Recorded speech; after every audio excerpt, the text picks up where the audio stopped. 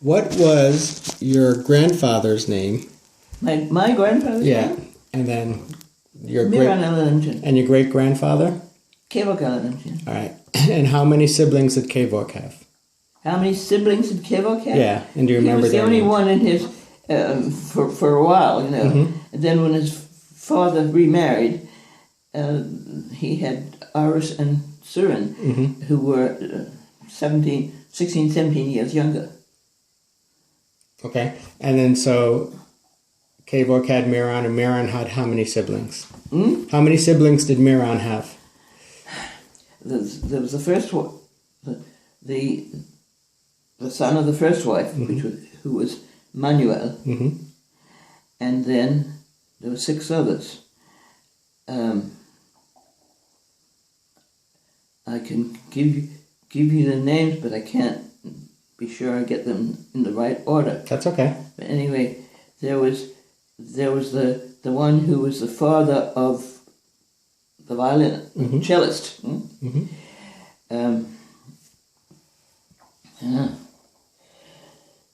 When I'm pinpointed, names somehow get away from me. Right. Names that I know very well. Anyway, there was that son who.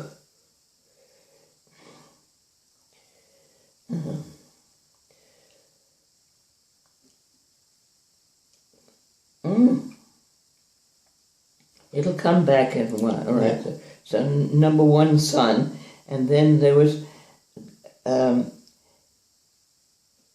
another son who was always sickly. I remember when I visited in Leipzig. I visited my grandfather in Leipzig as a child. There was always this uncle around who lived with my grandfather, but who never married. Mm-hmm. Uncle Garabet, that one I remember. And then there was my grandfather. And then there were twin sisters, Asnif and Anahid. Arpani and Asnif, or Asnif and Arpani. I don't know which comes first. Anyway, and then there was another daughter, Virkin. So 3 sons and 3 daughters from that second marriage. Mm-hmm. And so Miran has your father, Kevork, and how many siblings does Kevork have? Kevok, I told you, Aris and Surin, the 2. No, your father. How many siblings did your father have? That's what I said. Oh no, I'm sorry. You're right. I'm missing that. I'm missing a question. Okay. And can you go back farther than your great grandfather? Only to the fact that we know that the predecessors and generations were traders that traveled and sold to the rulers and the high and mighty of Persia and Persia, which became Iran and Turkey, and that's how they earned it. But we know nothing about. We don't know when they left Armenia to do this traveling, or who they married, and all we know is that 2 or 3 generations. So we know Garabed was one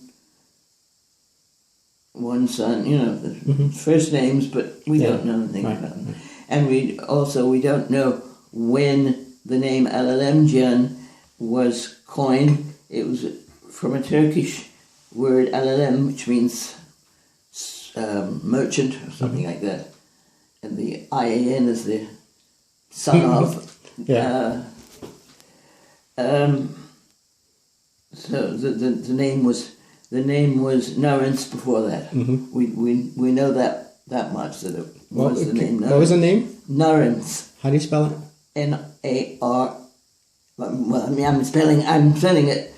It's Armenian writing is entirely different from American. But as we pronounced it, it was Narentz. But the Armenian writing is entirely different from our alphabet. So no family. All we know is that the man of the family travelled and sold goods, not only furs but carpets and valuables to make their palaces comfortable.